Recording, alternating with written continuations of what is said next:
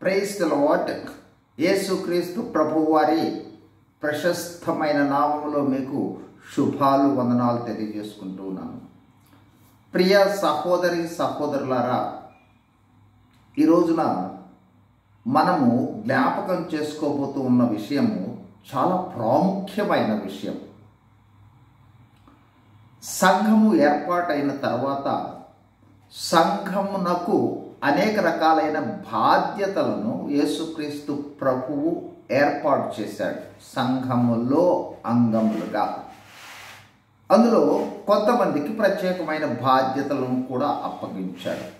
చూడండి, ఈ సమయంలో మొట్టమొదటిదిగా చదవబోతూ ఉన్న వాక్యం ఎఫెసీయులకు రాసిన పత్రిక 4వ అధ్యాయం 13వ వచనం.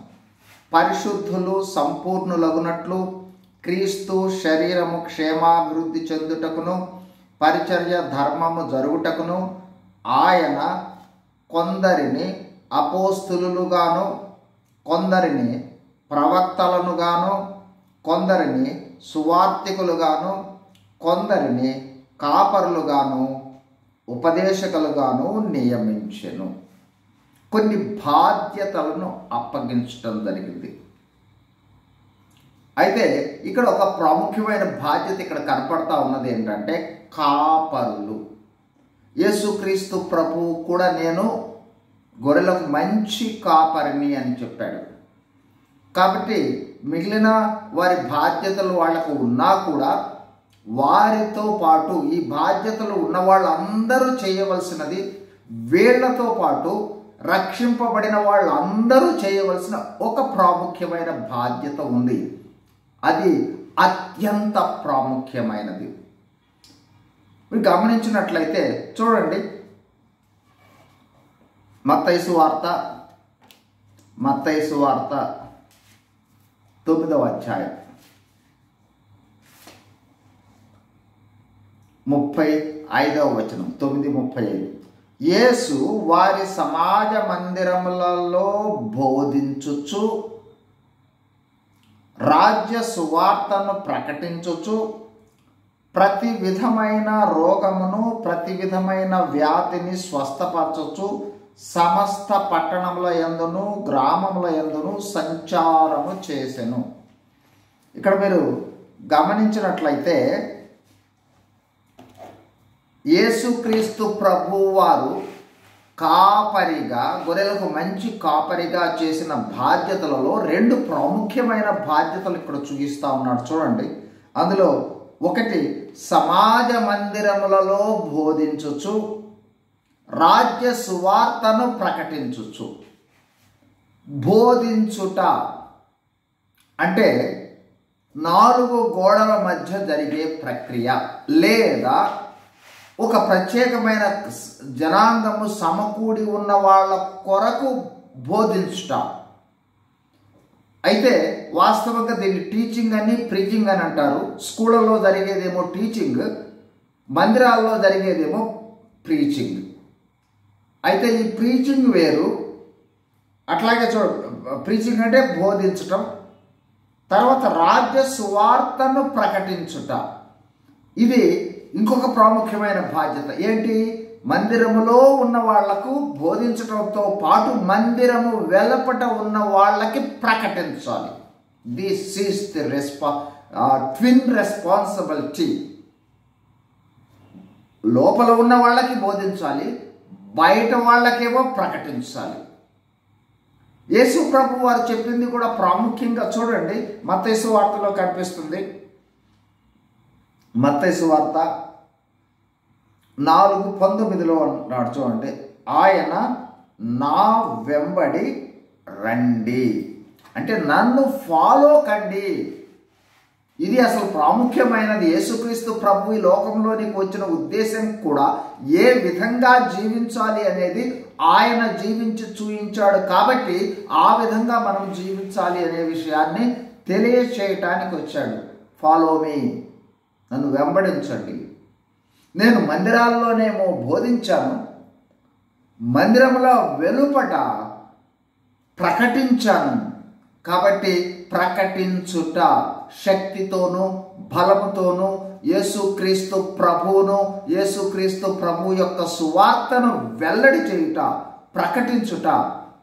ఇది మరొక ప్రాముఖ్యమైన విషయం. అంటే కాపరులకు లేదా బోధకులకు లేదా ఉపదేశకులకు ఎవరికైనా సరే వాళ్లకు ఉన్న రెండు ప్రాముఖ్యమైన బాధ్యతలలో ఒకటి మందిరములో బోధించుట, రెండవది మందిరము వెలుపట ప్రకటించుట.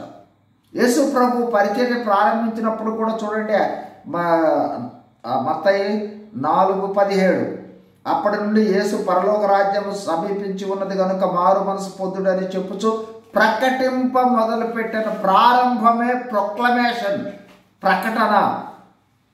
కాబట్టి ప్రకటన అనేది కూడా అత్యంత ప్రాముఖ్యమైనది.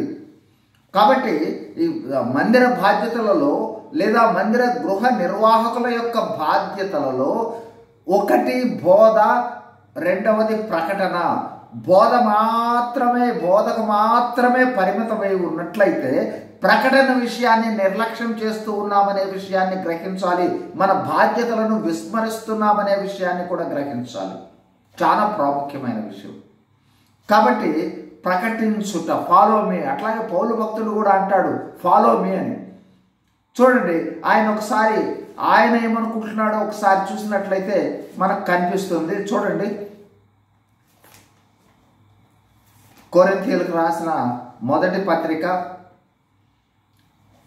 1 కొరింథీ 9 16వ వచనం 14వ వచనం కూడా చదువుతున్నాను. అలాగున సువార్త ప్రకటించువారు సువార్త వలన జీవింపవలనని ప్రభువు నియమించి ఉన్నాడు.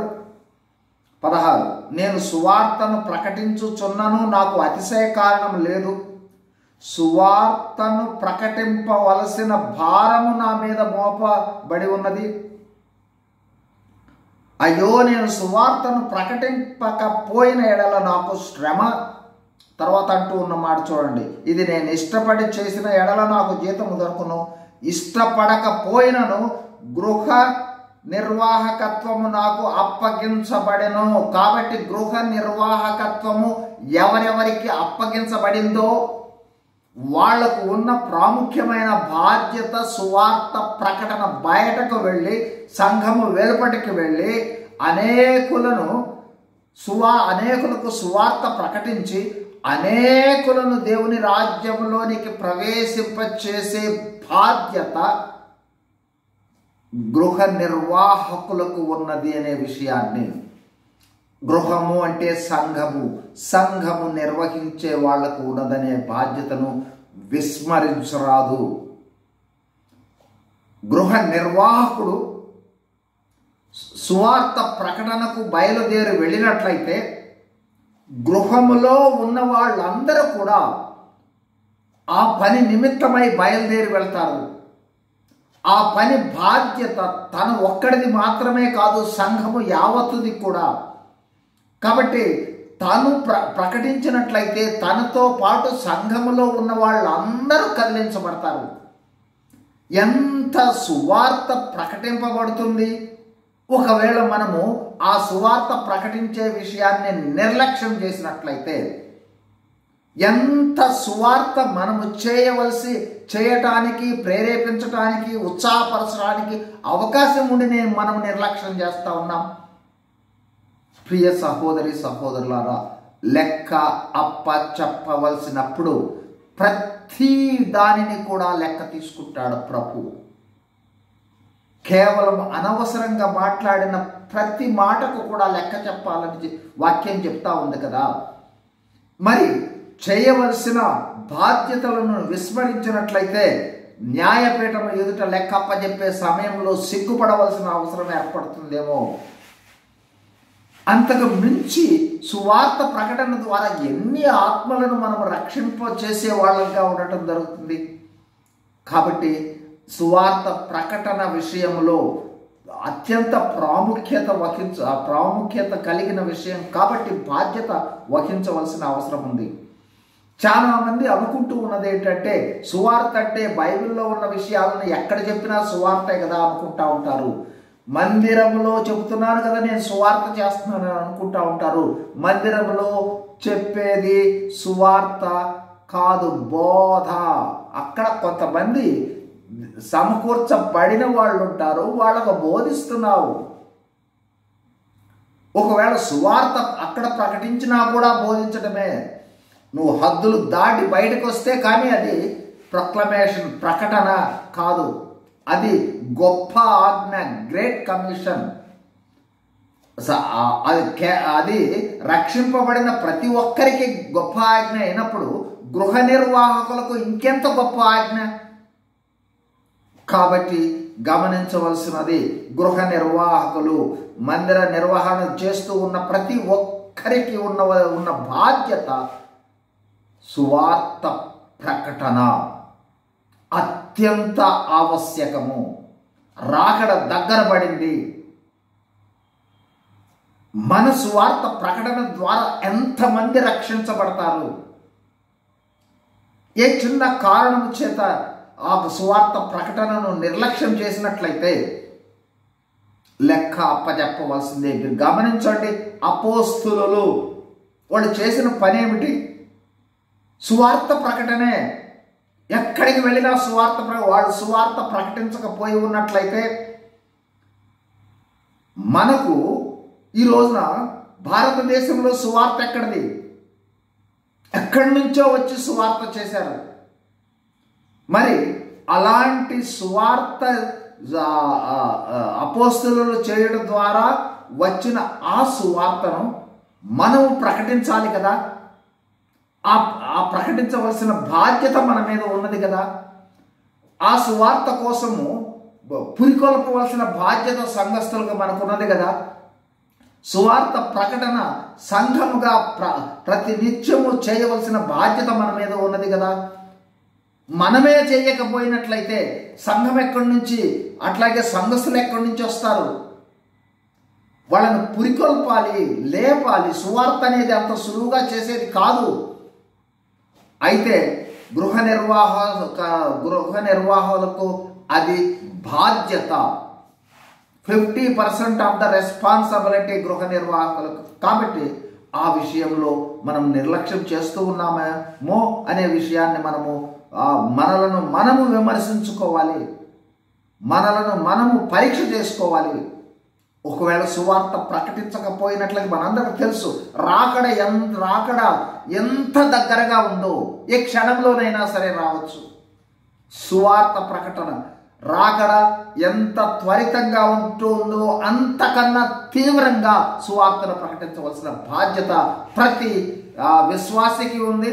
అంతకు మించి ప్రతి గృహ నిర్వాహకునికి ఉందనే విషయాన్ని ఎవరికి వాళ్ళు సద్విమర్శ చేసుకుని ఆ విషయంలో బాధ్యత వహిస్తున్నామా లేదా అనే విషయాన్ని గుర్తించి సువార్త ప్రకటించవలసిన అవసరం అనేది ఉంది. మనకు తెలుసు, మనలను దేవుడు ఏర్పాటు చేసుకున్న ఆ దేవుని పరిచర్య సాధారణమైన పరిచర్య, గొప్ప పరిచర్య, అద్భుతమైన పరిచర్య. అంత గొప్ప పరిచర్య మనకి ఇచ్చాడు దేవుడు. అంతేకాదు మన పరిచర్య ధర్మము నెరవేర్చడం చేత చూడండి, మొదటి పేతురు పత్రికలో కిరీటం కూడా సిద్ధపరచబడి ఉంది. చూడండి, ఈ సమయంలో తోటి పెద్దను క్రీస్తు శ్రమలను కూర్చున్న సాక్షిని బయలుపరచబో మహిమలో పాలివాడునైన నేను మీలోని పెద్దలను హెచ్చరించుచున్నాను. బలమి చేత కాక దేవుని చిత్త ప్రకారం ఇష్టానుపూర్వక దుర్లాభాపేక్షతో కాక సిద్ధ మనసుతోనూ మీ మధ్య ఉన్న దేవుని మందను పై విచారణ చేయొచ్చు. కాయుడు మీరు అప్పగింపబడిన వారిపై ప్రభువులనైనట్లు ఉండక మందికి మాదిరిగా ఉండు. ప్రధాన కాపరి ప్రత్యక్షమైనప్పుడు మీరు వాడబారని మహిమ కిరీటమును పొందుదురు. గృహ నిర్వాహకము లేదా పెద్దలుగా నియమించబడిన వాళ్ళందరికీ ఒక కిరీటం, మహిమ కిరీటము సిద్ధపరచబడి ఉంది. దానితో పాటు సువార్త ప్రకటించడం ద్వారా మరొక కిరీటం ఉంది. అదే తెస్సలోనికైలకు రాసిన పత్రిక 2వ అధ్యాయము 19లో ఉంది. అదేమిటంటే ఆనంద కిరీటము లేదా అతిశయ కిరీటం. ఇది సువార్త ప్రకటించిన వాళ్ళకి, రక్షణలోనికి తీసుకొచ్చిన, ఆత్మలను తీసుకొచ్చిన వాళ్ళకి ఈ కిరీటం కూడా ఉంది. కాబట్టి బహుమానం ఉంది. రెండవది బాధ్యత, లెక్కప్పచెప్పవలసిన బాధ్యత.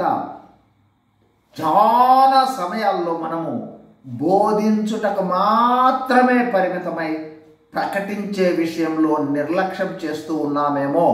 ఒక్కసారి మనలను మనం పరీక్షించుకుని, ఒకవేళ తప్పిపోయినట్లయితే సరి చేసుకుని, రాకడ అతి త్వరలో రానై ఉన్నది కాబట్టి ఎక్కడ సరి చేసుకోవాలో అక్కడ సరిచేయబడి సువార్త ప్రకటన విషయంలో ఉత్తేజులై సువార్త ప్రకటన ప్రారంభించి మందిరంలో ఉన్న వాళ్ళను సువార్త కొరకై ప్రేరేపించి, అంత సులువు కాదు సువార్త ప్రకటన అనేది.